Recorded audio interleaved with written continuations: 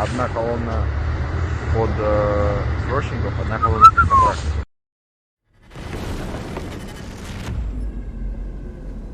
Идет, еще один идет. Ukrainian drones attacked Kaluga overnight, hitting the Kaluga naphtha product oil refinery.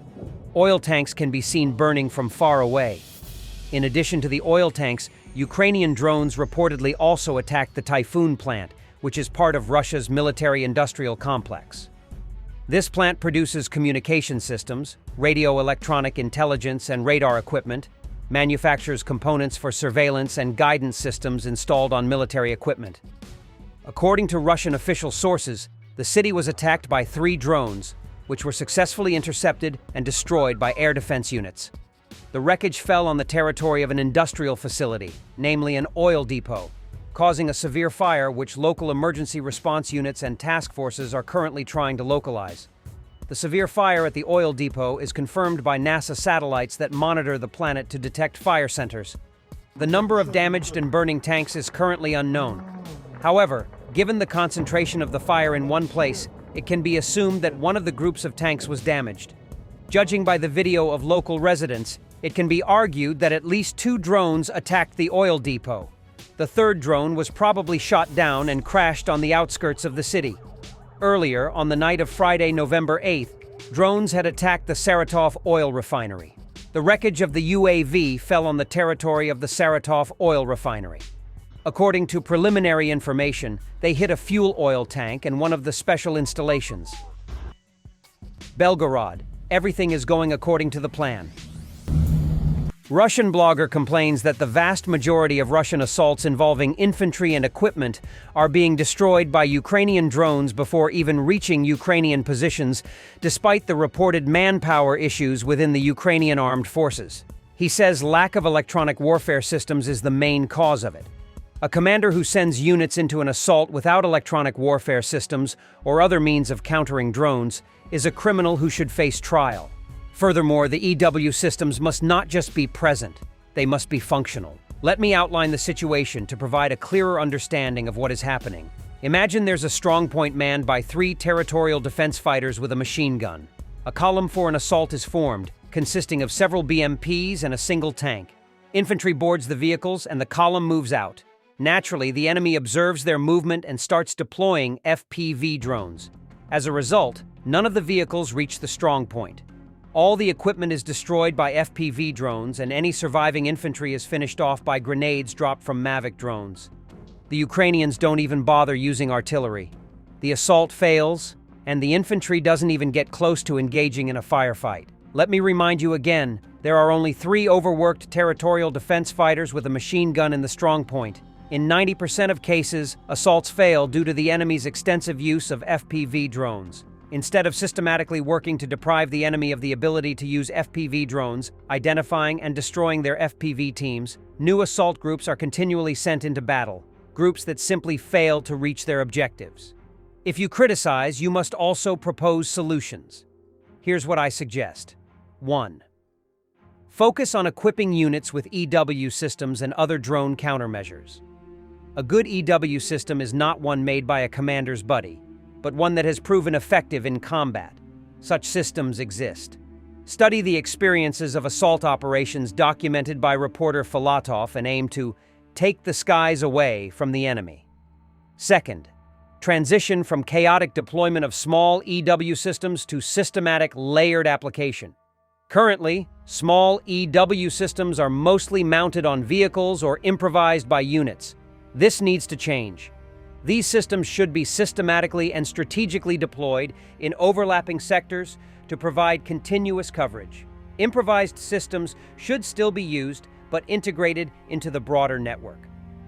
Third, start by securing the rear and gradually advance this layered EW system to the front lines.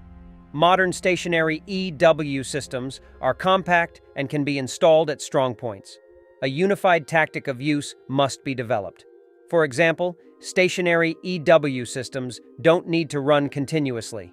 Equip observation posts with drone detection devices and only activate EW systems when enemy drones are detected. This helps conceal the EW system, which won't emit continuously, and extends the equipment's lifespan. Fourth, pay special attention to equipping assault units with portable EW systems. Every assault group must have a portable EW system. It's not enough to issue a device that blocks frequencies from 720 to 1020 megahertz and call it a day. The EW system must cover as many frequencies as possible. Since a single device typically cannot cover all frequencies, assault groups should carry multiple portable EW devices. Additionally, it is crucial to identify the frequencies the enemy uses in a given area before any assault operation. While modern assaults involve more than just FPV drones, e.g. fiber optics, this analysis is based on numerous situations across different sectors of the front, which show a consistent pattern. Almost everywhere the enemy has uncontested control of the air, assaults fail. In some cases, progress on certain sectors of the front only occurred because the enemy ran out of drones. Perhaps we should focus on depriving the enemy of their air advantage?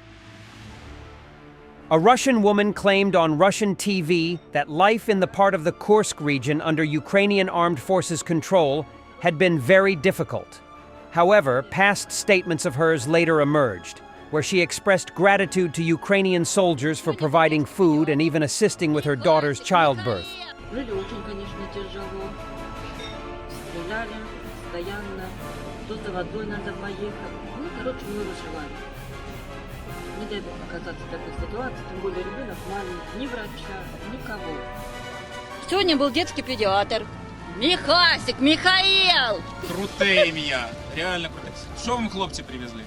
Памперсы привезли. Господи, химию, порошок. Все для маленького. Ух ты, ух ты. Ну, как вообще украинские солдаты к вам относятся? Честно скажите. Не потому, что они тут стоят, а на самом деле. Очень хорошо. Тоже очень хорошо. Наши пусть это и слушают. Такого отношения вообще не было. К нам хоть раз русские приехали? Нет. Честно говорю. Помогли родить тут и все. Дочка, может, при родах бы умерла. Да вы что? Говорю, умерла бы, если бы не помогли. Мало ли что. Наши украинские солдаты, да? Помогли. Врач военный. Наши. У дочки начались схватки. Ехали волонтеры. Я их попросила отвезти в Суджу. Там найти военного врача. Привезли врача. Отошли в Одесс. Все, нас приняли. Все прекрасно. Покушать привозили. Так привезли. Мы только приехали сюда. Они на другой день, но они не были в Суджи. Привезли печенье, сахара привезли. Потом чай привезли. Навозили сыр. Воды. И приезжали почти каждый день. Thanks for watching, and don't forget to subscribe. Also, if you want to support Warthog Defense, please become our member and get early access to new videos, exclusive members-only videos, and become administrator in comment section. The membership link is in the description. Every day. We had a guy last week, it's 6 rescues in 6 days.